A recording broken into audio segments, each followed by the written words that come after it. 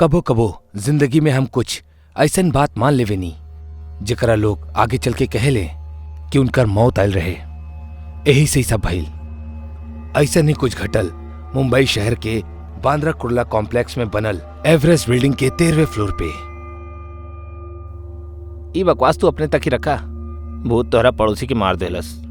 अबे भूत उत कुछ ना होकेला। अरे ना यार, हम सच कहता नहीं। गांव में भूत होकेले यार, यादव अंकल के भूत ही तो मरले रहल। उहे ना भाई, जहां अनपढ़ गवार होकेले ना वहीं ऐसा फालतू बात होकेली हमेशा। अरे मगर अच्छा को बात बतावा, तारी भूत शहर में भी ट्रेवल करे लगा। ओकरा यहाँ बुला सके लगा अपना ऑफिस में? का तू दोनों भी ऑफिस खत्म होते तू दोनों के न जाने का शुरू हो जाला। ओके गाइस, बहुत बहेली सब, अब चला। अनिल सर, आप सच में भूत के नाम मानी ले? अबे तोरा के का हो गया अब? नहीं सर, बताई ना, का आप सच में भूत के नाम मानीला? हाँ ना मानीला त रुक के देखी एक रात यही ऑफिस में। यकीन मानी, आप भूत प्रेतन पे यकीन करे लगी हैं। मतलब ये जा हमनी के ऑफिस में भूत बा? आप रुकी ता आपके सब पता चल जाई। का देखा तरा, हम तो भूत में यकीन करे नहीं। हर जगह हम होती तब भूल के भी हमें चैलेंज एक्सेप्ट ना करती। अब तू सोचा तो के का करे के बा? ठीक बा, हम रुकब, देखा तानी तोहर भूत के। अरे यार, ठीक बा भाई, तोहर मर्जी। पूरा ऑफिस तोहर बा, कहीं भी पसर जाइए। अगर डर से फाटे लागल तो प्लीज कॉल। अच्छा चला, सॉरी, बाय बाय। अनिल एक ऐसा चुनौती स्वीकार कैले रहल जेकर अंजाम का होके वाला बा ओके खबर तक न रहे। उ 13वें फ्लोर के उ ऑफिस में आपन बचल कुचल समय काटत रहे। कभी ई कुर्सी पे बैठ के तो कभी उ कुर्सी पे। कुछ ही देर में 12 बजे वाला रहल।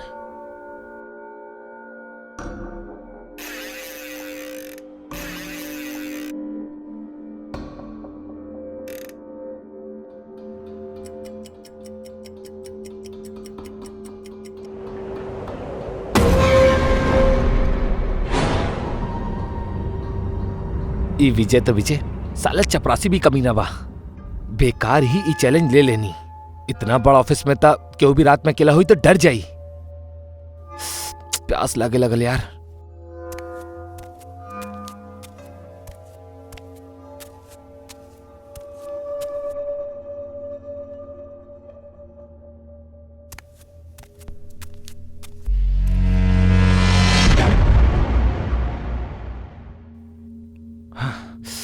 दो पैग लगा ले हब तो सारा डर निकल जाई। पता ना का हो रहा बा यार।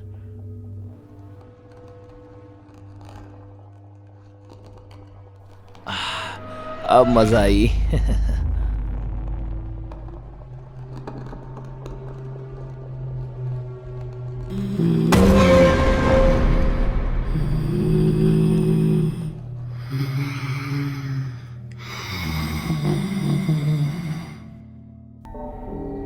हे भगवान, ई का हो रहा बा?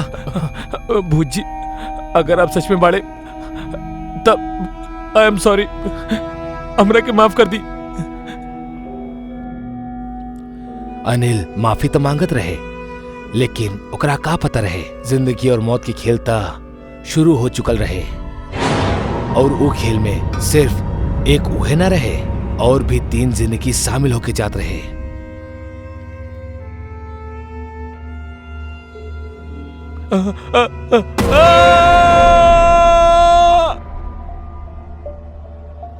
अनिल, अनिल उठा।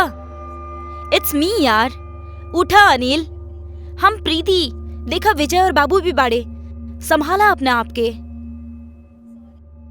सॉरी यार, हमनी के ना पता रहे कि तू शेर के खाल में खरगोश बाड़ा। इतना सा नौटंकी से डर गईला। एनीवेज, हमनी तोहार अप्रैल फूल बनावत रहनी। अरे अरे सॉरी बोलनी ना यार, माफ कर दा। इट्स ओके वगैरह कुछ तो बोला। अरे तू पीछे का देख रहा बड़ा?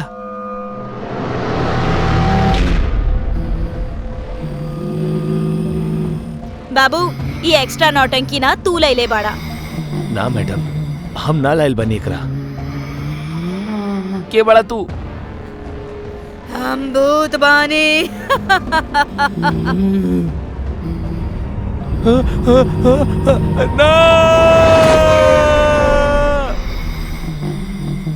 ई कहानी सीखा ऊ लोगन के खातिर जे भूत प्रेत के ना मानी ले, और ई कहानी सीख बा ऊ लोगन के खातिर जे अपना मजाक के खातिर केहू के साथे कुछ भी कर जाले।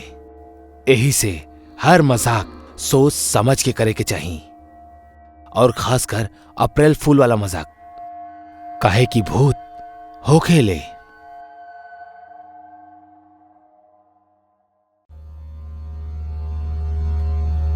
ई दुनिया में हर चीज भोगे खातिर बनल बा, लेकिन कुछ चीज के सुख भोगे के खातिर इंसान ई छोट सा जिस्म में खुद बड़ा लालच पाल लेवेला।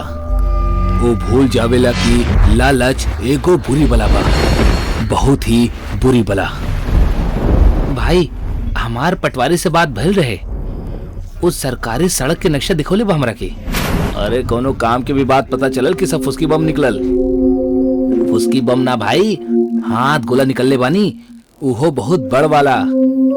सरकारी सड़क गांव के आखिरी कोना पर जौन दयाचंद रहेले ना, ओकरा जमीन से निकल रहल बा। और इतना ही ना भाई, ओकर जमीन के लगभग 10 एकड़ हिस्सा इंडस्ट्रियल कॉरिडोर में आवे वाला बा। दयाचंद के पोता तो शहर में रहेला ना? हाँ भाई, एकर मतलब अगर हम ओकर जमीन अबही खरीद लेहब त हम जिंदगी भर ऐसे रह सकेनी। हाँ भाई बिल्कुल यह बात बा। बतावा फिर का करल जाओ आगे? ई तब ध्यानचंद ही बताई कि आगे का करे के बा। देखा बड़ो, हर पांव कब्र में लटकल बा। यही से कहा था नी, ये जमीन जायदाद से मोह त्याग के ई कागजात पे दस्तखत कर दा, अपना जमीन हमरा नाम कर दा। और अगर तहरा के ई डर सता रहल बा कि हमनी तोहरा से फ्री के रेवाड़िया लेहब, त तनाव मुक्त हो जा। तोहरा जमीन के जितना बनेला ओकरा पाई पाई तोहरा के मिल जाई, और अपना मरे तक ना ऐस के साथ ही घरे में रहिया, कहो कुछ ना कही तोहरा के। किसान के लिए ओकर जमीन माँ हो खेली, और माँ के सौदा ना कल जाला। जा सकेला तू, दरवाजा सामने है। काका, बूढ़ हड्डियन के जवान खून के तरह कड़के के ना चाही, हड्डी टूटे के डर रहेला। अभी अपना डायलॉग बाजी बंद करा और चुपचाप दस्तखत करा। भैया, ये आप लोग काका से ऐसे कैसे बात कर रहल बानी? अगर ये अपना जमीन ना बेचल चाहता रहे तो हमने के इनके फैसला के रिस्पेक्ट करे के चाहिए। हमार ख्याल से हमने के यहाँ से चले के चाहिए। छोटे, अपन ख्याल अपना पास ही रखा, शहर में गुजर बसर के काम आई। हम यहाँ खेत में हल चला के तहार शहर का खर्चा पूरा ना करे नी, लट के जोर पे काम करके करे नी। यही से अपन ख्याल अपने पास रखा, दस्तखत देकर पॉप भी करी। अरे ओ बड़ू, कर दई खेत हमनी के नाम, वरना तहार उंगली के निशान लेके हम तहरा जिंदा ही जमीन के अंदर गाड़ दे। जौन करे के हक करला, मगर कोनो भी कीमत पे हमें जमीन न बेचा। मर जाइबा तो सब छाती पे लेके जाइबा का? छाती पे बेशक न जाई, मगर मरला के बाद ई बात के खुशी होगी कि हमार जमीन हमार ही छाती पे बा। भैया, भैया ई का कर रहल बानी आप? मर जाई। अरे भाई सुना, भाई रुका, भाई रुका। भैया भैया भैया छोड़ दे करा के, ये गलत था। सही गलत के परिभाषा हमार आगे ना चलेला छोटे। हमने जौन करे नी वो सही होकेला, और सब्र रखा। हमने एकरा के मारे ही जा रहल बानी।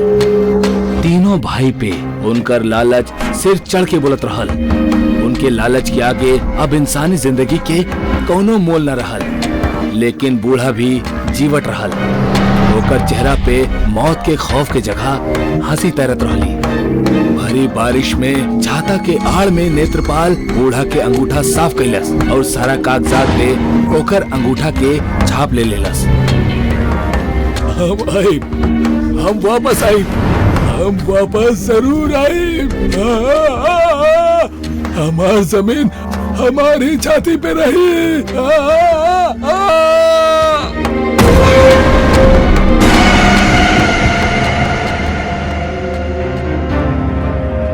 भाई आज शराब के हर घूट के साथे दयाचंद के याद आवत रहली। पिछला साल जब ओकर जमीन हथियौले रहनी ना, वो समय यह मौसम रहल। साला का बोलत रहल, हमार जमीन हमारी छाती पे रही।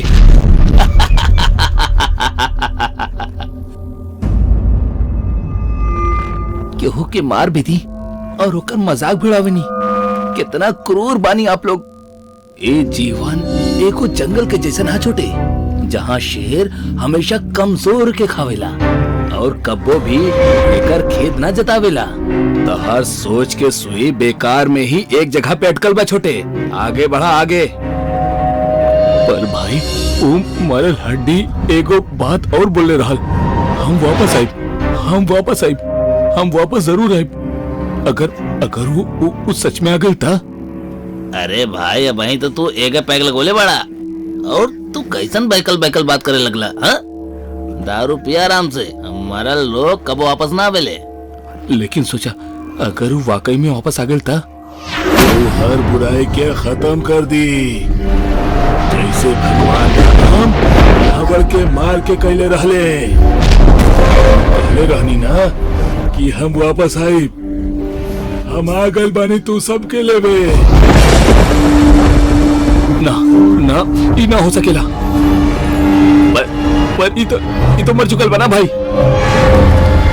जान बचावे के हाथ भागा।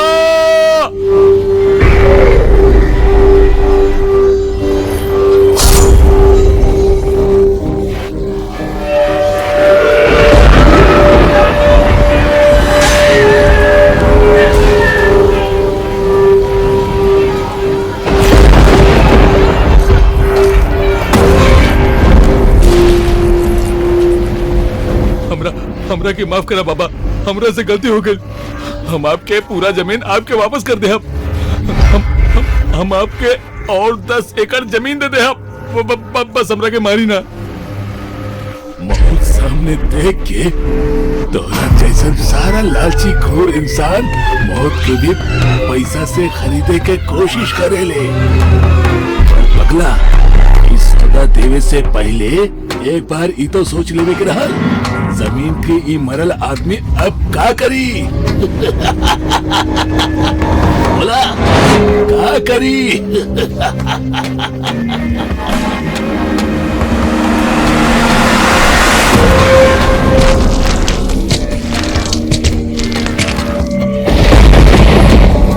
तारा हमरा से डरे के जरूरत ना है बेटा। तू भला इंसान बड़ा। कुछ दिन में हमार पोता दिल्ली से यहाँ आवे वाला बा।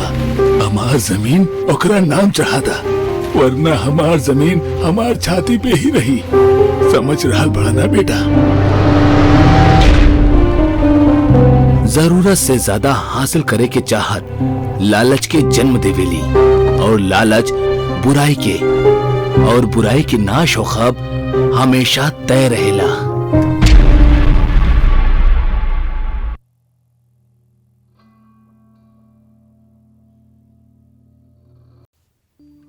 अकेलापन इंसान के खातिर बहुत खतरनाक होखेला। अगर ये अकेलापन केहू के जिंदगी में बा तो ओकरा अपना अकेलापन के दूर करे के खातिर कौनो आदत पाल लेवे के चाहिए, या आगे बढ़ के लोगन के दोस्त बनावे के पहल करे के चाहिए। मगर भूले से भी केहू बेजान चीज के साथ दिल लगावे के गलती ना करे के चाहिए। लेकिन ये गलती करे से सूरज खुद के रोक ना सकल। सूरज बेशक एगो अच्छा नौकरी करत रहल, खूब पैसा भी कमावत रहल, मगर शहर के भागम भाग में वो एकदम अकेला रहल। नौकरी से घर वापस आके सोवे से पहले तक घर के सजावल और सजा के ओकरा वापस बिगाड़ल सूरज के रूटीन वर्क रहल। ऐसन करके वो खुद के व्यस्त रख के अपना अकेलापन के दूर करत रहल। सूरज के ई तरीका ही शायद सही रहल। ओकरा ई अजीब सन की व्यवहार से ना तक केहू के परेशानी रहल और ना ही खुद के कोनो नुकसान। लेकिन एक दिन अखबार पढ़त पढ़त ओकर नजर इश्तिहार पर चल गई, जौन बोले वाले इलेक्ट्रॉनिक गुड़िया के सहारे लोगन के अकेलापन दूर करे के दावा करत रहल। इश्तिहार देख के ही सूरज एक्साइटेड हो गई और वो दिहल गई वेबसाइट पे जाके वो गुड़िया के खरीद लेहलस।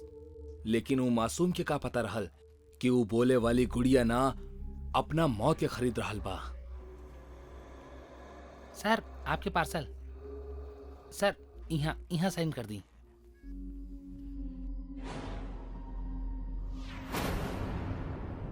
हाय, हमार नाम गुड़िया है। बाकी अगर तहनी के हमार नाम पसंद नहीं खे तो तू अपन पसंद से हमार कौनो भी नाम रख सकेला।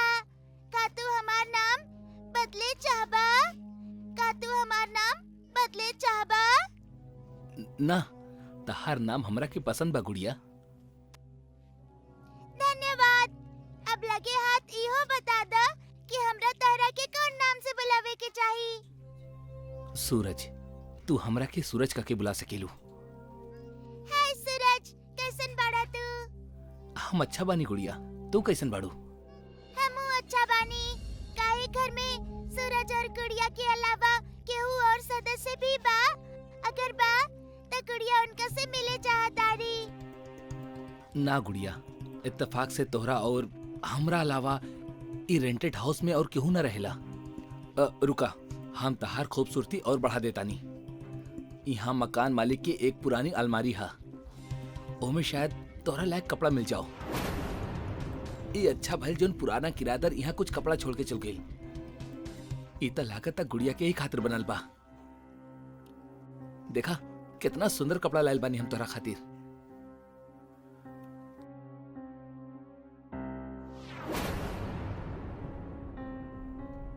तू बहुत सुंदर लग रहा बाड़ू। अकेलापन से जूझ रहा सूरज पहले तो बिना सोचे समझे बेजुबान डॉल लेलस, फिर ओकरा एगो अनजान के कपड़ा पहना देलस। वो कपड़ा तान्या के रहल। तान्या एक नंबर के जिद्दी लड़की रहल। ओकरा मोबाइल पे कहानी सुने की आदत रहल, जेकरा चलते एक दिन ओकर पापा ओकर मोबाइल छीन ले। पापा, हम कितना बार मना कैले बानी कि ऐसे हमार मोबाइल मत लिहल करी। हाँ, मोबाइल ले लेना बानी, हमरा लेवे के पड़ल तान्या। ये मोबाइल के वजह से ना तू पढ़ेलू और ना लिखेलू, बस सारा दिन ए पे कहानी ही सुनेलू। ऐसे ही करत रहबू तब फेल हो जाइबू। आज आपके हमार पास और फेल होकर दिखाई दे रहल बा। बचपन से लेके आज तक जाने कितना एग्जाम्स भइल बा, तब कहे ना आयल रहे प्यार सामने। माँ के सहेलियन से फुर्सत ना रहे और आपके अपन काम से। माँ बाप के रहते भी अनाथन के तरफ बढ़ भइल बानी हम।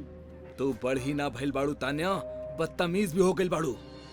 इतना ही गुस्सा आ रहल बा तो जाए से पहले मार ही दी ना हमरा के, सारा प्रॉब्लम ही खत्म हो जाई।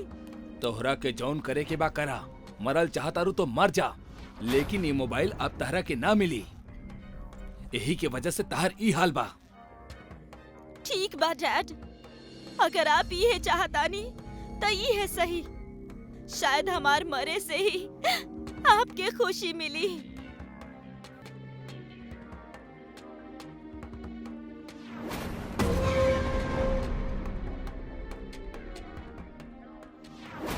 तान्या के मरला के बाद ओकर पिता के बुरा हाल हो गल रहे। ओ घर के उहे हाल में छोड़ के वहां से चल गई। सूरज आज अपना डॉल के उहे तान्या के कपड़ा पहनोले बा और ऐसन होखा थी गुड़िया की आवाज एकदम नॉर्मल लड़कियन जैसन हो गई। गुड़िया, ये कपड़ा पहन के तू बहुत सुंदर लग रहा बाड़ू। अगर हम सुंदर लग रहल बानी तो तू भी हैंडसम लग रहल बाड़ा। तू तो एकदम असली लड़की जैसन बोले लगलू। हम तो हर बात करे के तरीका से बहुत खुश बानी सूरज, ऐसे हम अपन आवाज बदल लेनी। तहार आवाज बहुत मीठ बा, दिल करता जिंदगी भर तोहरा के सुनत रही। अगर तोहार ई इच्छा बा त ई आवाज जिंदगी भर ऐसे ही रह सकेला, बाकी एगो शर्त पर। कैसन शर्त? तहरा के हर रोज रात के हमरा एगो नया कहानी सुनावे के होई। अगर मना कैला त हमार आवाज वापस मशीनी हो जाई। ना ना, ऐसन मत करिहा। ई आवाज अच्छा बा, अच्छा का बहुत अच्छा बा। हम वादा करतानी हम तोहरा हर रोज एगो नई कहानी सुनाई। और जैसन कि अब ही रात हो चुकल बा त आज के कहानी हा तोहरा ही जैसन एगो खूबसूरत लड़की के।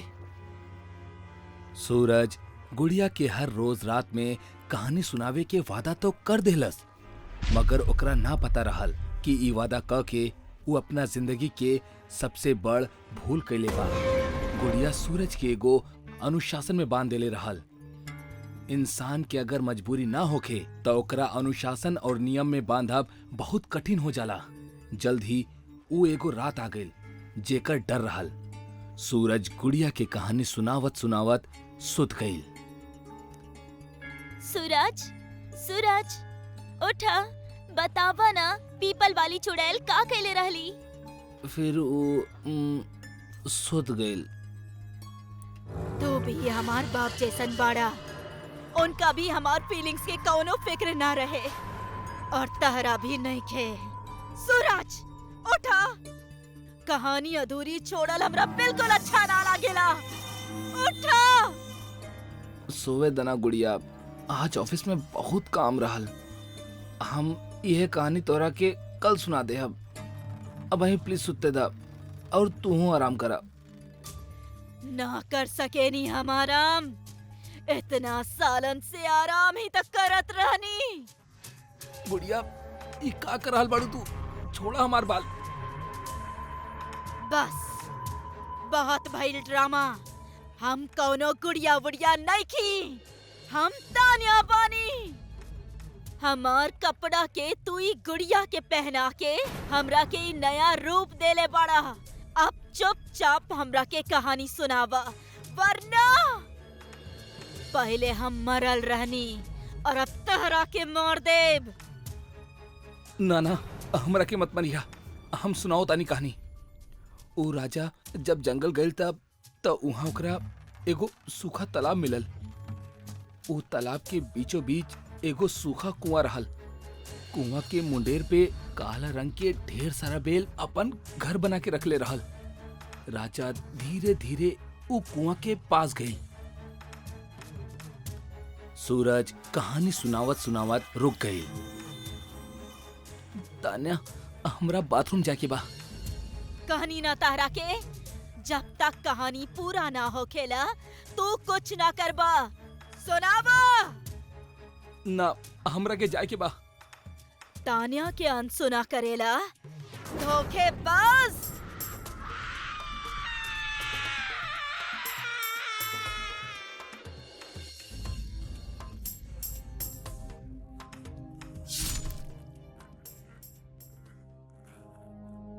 मौत जिंदगी के एक ऐसन मोड़ हा जौन कब्बो भी सामने खड़ा हो जाला। लेकिन अगर सूरज ध्यान देले होखत तो वो अपना मौत से बच जात। अकेलापन दूर करे के खातिर हमने बनावटी चीज के इस्तेमाल कब्बो न करे के चाहिए। ई बनावटी चीज हमनी से हमार असली अपनापन छीन लेवेला। यही से हमनी वो दोस्त बनावे के चाहिए जौन सामने दिखाई देवेले, जिसमें जान हो, एहसास हो और प्यार हो। तान्या मोबाइल की वजह से ही मरल। सूरज गुड़िया और तान्या की वजह से। अब ना जाने केकर अकेलापन के नंबर हा। हमरा से वादा करके ओकरा तोड़े की यह सजा बा, मौत।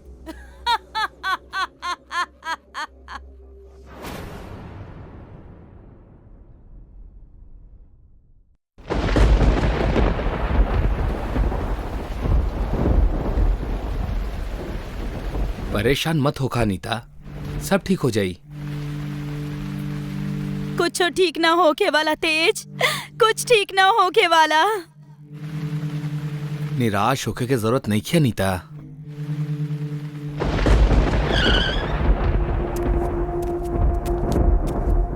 निराश ना हुई तो और का करी तेज? का कुछ ना कैनी हमनी, पूजा पाठ कैनी, दान देनी, गरीबन के मदद कैनी, बड़ से बड़ डॉक्टरन के भी दिखैनी, लेकिन मिलल का ई कि हमनी माँ बाप बने के लायक तब बानी, बाकी काहे ना बन पा रहल बानी ई ना जाने नी। लागेला पिछला जन्म में हमार हाथ से कोनो पाप भइल होगी, जेकर वजह से हम ही जन्म में माँ ना बन पा रहल बानी। आप हमरा के जहर ही दे दी, हम अब जिए ना चाहतानी, ना जिए चाहतानी हम। अनीता, ई का बचपना हा, धीरज रखा, सब ठीक हो जाई। कैसे धीरज रखी तेज, कैसे बतावा ना, कैसे रखी हम धीरज। हम अब कोनो बच्चा के देखे नी ना तेज, तो खुश होके के बजाय रोअल आवेला हमरा के। बेऔलाद होके के दुख इतना सतावेला कि मर जाए के मन करेला। अनीता, संभाल अपने आप के, ई का उलूल जुलूल बात कर रहल बाड़ू। रो बंद करा, शांत हो जा।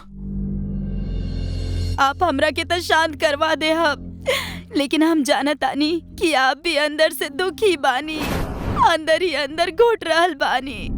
बाकी अगर आप हमरा के मार ना सकेनी तो आप दोसर शादी कर ली, शायद ओकर किस्मत हमरा से अच्छा होई। ऐसे में कम से कम आप तो बाप होके के सुख उठा ले। आप ना अनीता, ना, ऐसा ना हो सकेला। हमार रिश्ता शादी के बंधन से बढ़कर हा, प्यार के बंधन हा।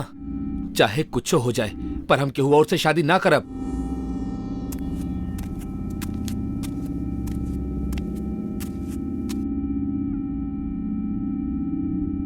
पानी पिया। ठाकुर जी, अगर आप लोग बुरा ना मानी तो हम एगो बात बोली। बोला। जीऊ, गांव के बाहर शमशान में एगो तांत्रिक बाबा आके बैठल बाड़े। हम सुनले बानी कि वो अपन शक्ति से सबके दुख दर्द दूर कर देवेले। हमरा के पूरा विश्वास बा कि उनकर आशीर्वाद से आपके संतान के सुख जरूरे मिली। बस इहे कहे के रहे ठाकुर जी। तहार जुबान कुछ ज्यादा ही चले लागल बा भावना। के हक देलस तरह के हमनी के बातन के बीच में बोले के? चल भागिए जैसे। काहे डांट रहल बाड़ू बेचारी के? नहीं था ई तो तहार भला ही चाह रहल बाड़ी। जब इतना लोग के मनले बाड़ू त एकर बात माने में कौनो हर्ज नहीं खे। मिल लेहल जाओ तांत्रिक बाबा से, हो सकेला उहे कोनो चमत्कार कर दे। बाबा जी रात के समय ही मिले ले।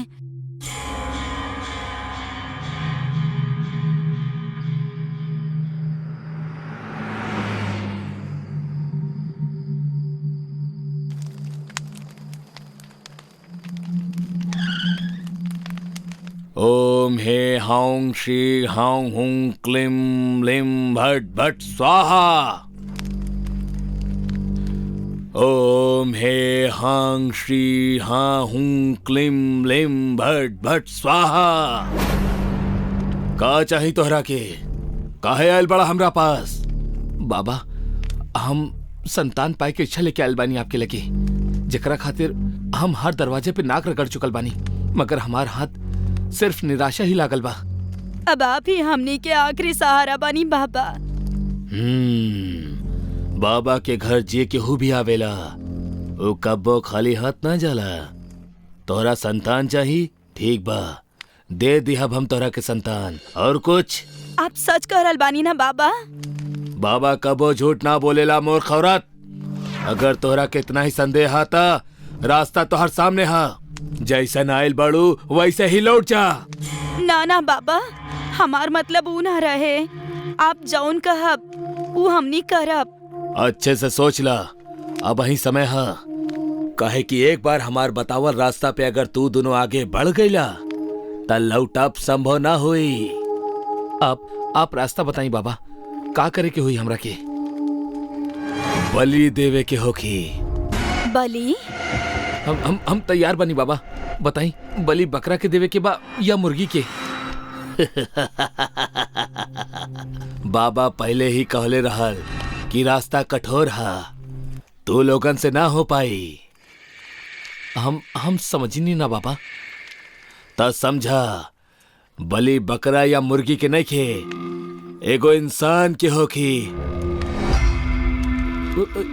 इंसान के बलि? इंसान के बलि? हाँ, इंसान के बलि, एगो लड़की के बलि, और उहो ऐसन लड़की के जेकर जन्म अमावस्या के दिन भइल बा। लेकिन हम ऐसन लड़की के ढूंढब कैसे बाबा? ओकरा खातिर त हम बानी ना। ओम ह्रीं क्लीं भट स्वाहा। ए लड़की के लेके आवा हमरा पास। ई तोहार आस पास ही रहेली।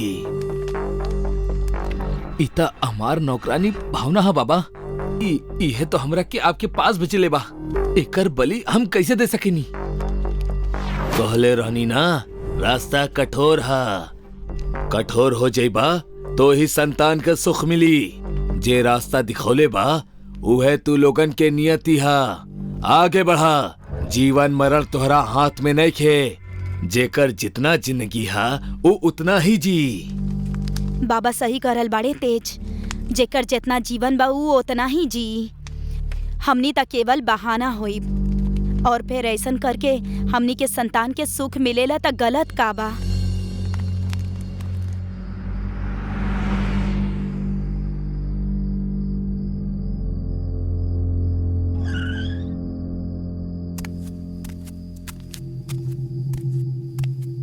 आ गई नहीं आप लोग? का कहले बाबा जी ठाकुर जी? वो कहले बड़े कि हमनी दोनों माँ बाप बन सकेनी। तोहार बहुत बहुत धन्यवाद भावना।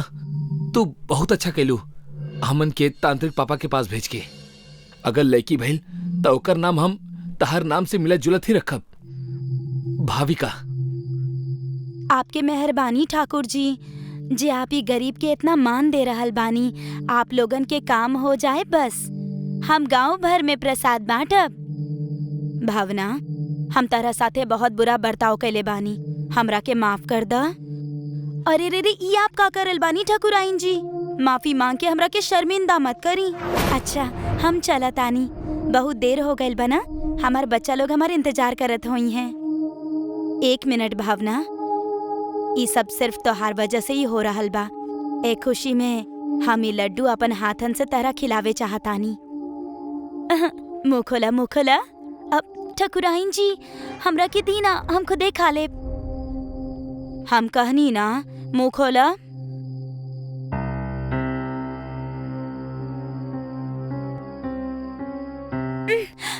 ठाकुराइन जी, हमरा के चक्कर आ रहल बा। लगता हमार बीपी कम हो गइल बा। कौनो बात ना भावना, तू ऐजा बैठ जा, तनी सा आराम करके चल जाइहा।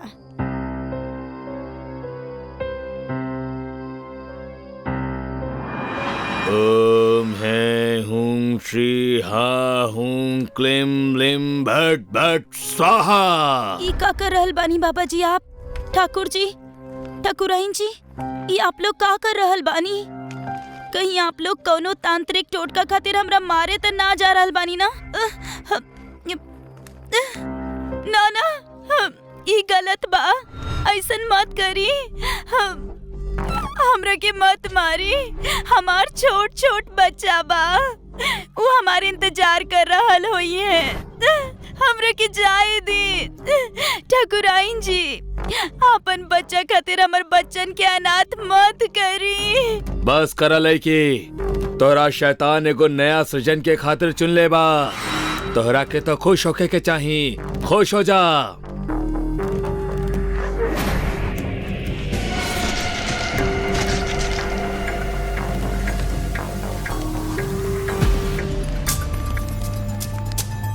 ना ना, ई ना हो सकेला।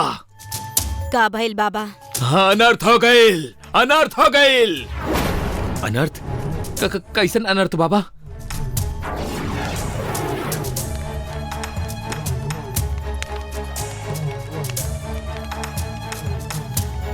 ई का हो रहल बा बाबा? मूर्ख आदमी, सब कुछ देख के भी तोहरा के समझ में ना रहल बा कि हमार तांत्रिक विद्या उल्टी पड़ गइल बा। तू सब लोग का सोच ले रहला? हमार बलि देके हमार बच्चन के अनाथ करके तू लोग संतान के सुख पाले बा। ये हमार गलती रहे जे हम तोहनी लोगन के ई ढोंगी तांत्रिक के पास भेजनी। पहले हम मरनी और अब तू सब मरबा। ना, हम तोहरा के ऐसा ना करे दे। ओम हैंग हुंग श्लिंग हांग हुंग क्लीम ब्लीम भट स्वाहा। ना भावना, हमनी के माफ कर दा। हमनी संतान के चाहत में अंधा हो गइल रहनी। माफ कर दा हमनी के। अच्छा कर्म करे वालन के भगवान मिले ले और बुरे कर्म करे वालन के अकाल मृत्यु। अनीता! बुरा करबा तब परिणाम भी बुरा ही होई।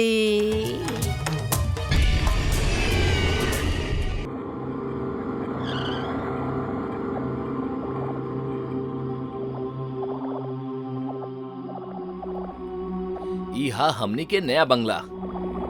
दीदी, माने के पड़ी जीजू के पसंद के। जब भी कोनो चीज पसंद करेले टॉप क्लास के पसंद करेले। सब हमार संगत के असर बा। अच्छा जी। और न त का झूठ बोला तानी त बतावा। तू ई जे कपड़ा पहन ले बाड़ा ई केकर पसंद बा? हाँ तो तुम्हारी पसंद के, लेकिन जीजू रहे दी। आगे बोले के कोनो जरूरत नहीं खे। हम समझ गए नहीं। का समझ गईला?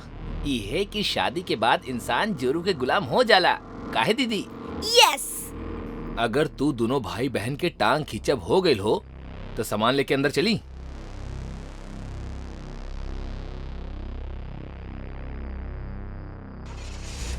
जीजू, अच्छा भइल आप वर्कर्स के बोल के पहले ही सामान सेट करवा देनी। ना तो इतना बड़ा बंगला में सामान सजावत हमार ता हालत ही पतली हो जात। काहे दीदी?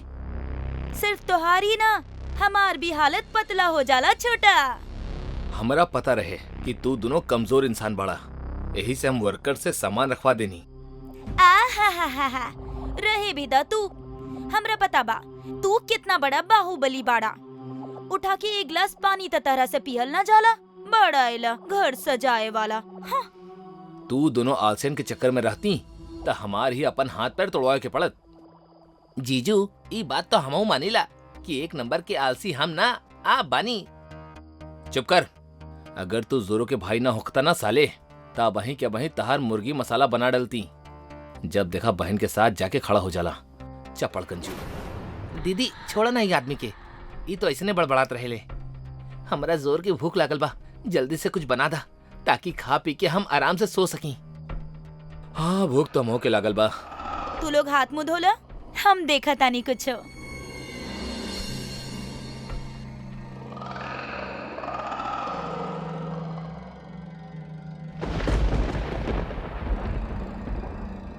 ई का हो रहल बा? पता ना, हमार भी कुछ समझ में ना आ रहल बा। आई थिंक मौसम खराब होके की वजह से ये सब हो रहल बा। हमार बात सुना, हमार बात सुना।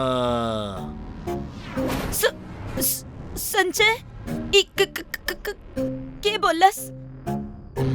हमार बात सुना, हमार बात सुना। दीदी, लगता यही जग कोनो भूत था।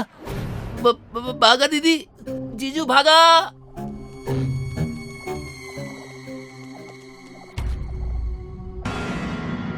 संजय, जल्दी दरवाजा खोला। कोशिश कर रहल बनी नैना, पर खुलत नहीं खे।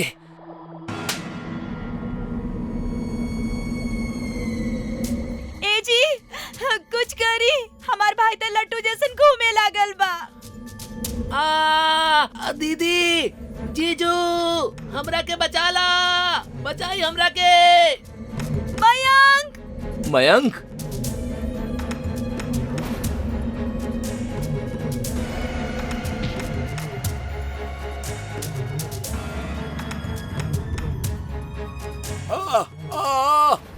नाना, नाना बचाओ हमरा के। संजय,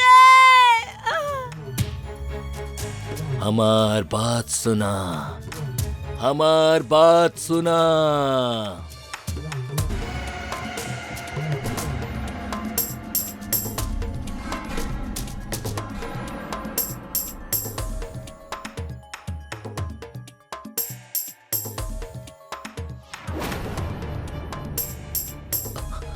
अरे माई, हमार कमर। जीजू, हमार शरीर में भी बहुत दर्द हो रहा बा। का हमनी अभी भी जिंदा बानी?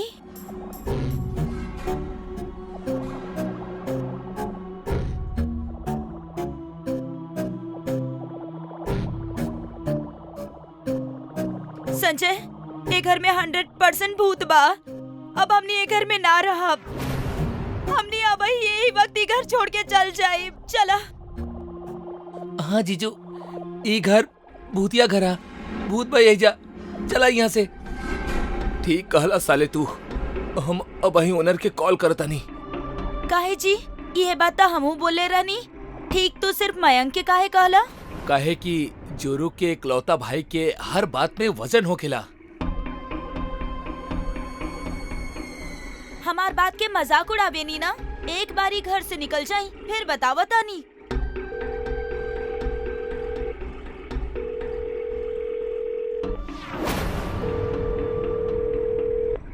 हेलो हेलो प्रकाश जी, हम संजय बोल रहा बानी, आपके किराएदार। हम माफी चाहता नहीं प्रकाश जी, हम आपके घर में ना रह सके नहीं। ये घर भूतिया है। आप हमारे डिपॉजिट के पैसा लौटा दी, हम जाता नहीं।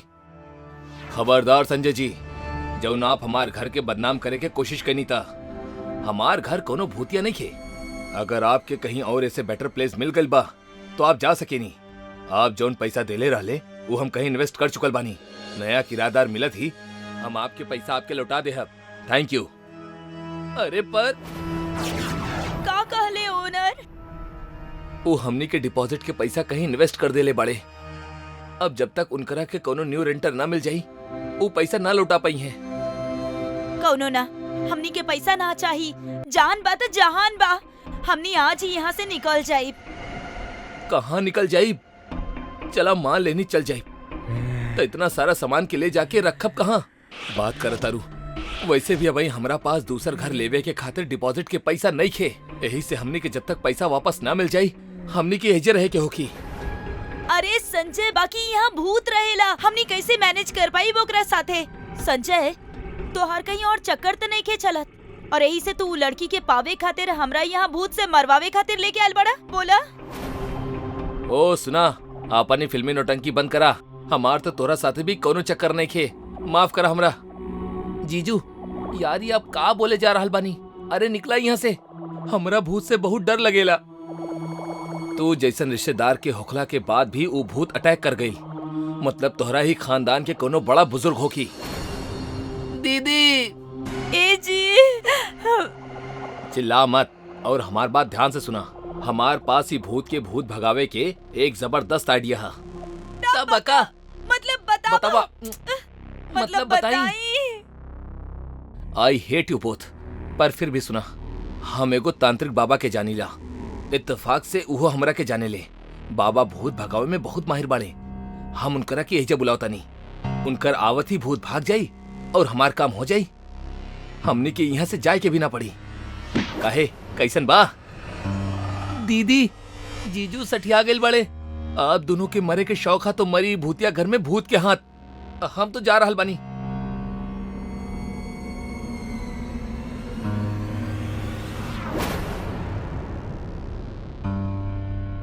जीजू जल्दी से तांत्रिक बाबा के फोन लगाई ना। जिंदा रहनी तब मिल ही ले। अब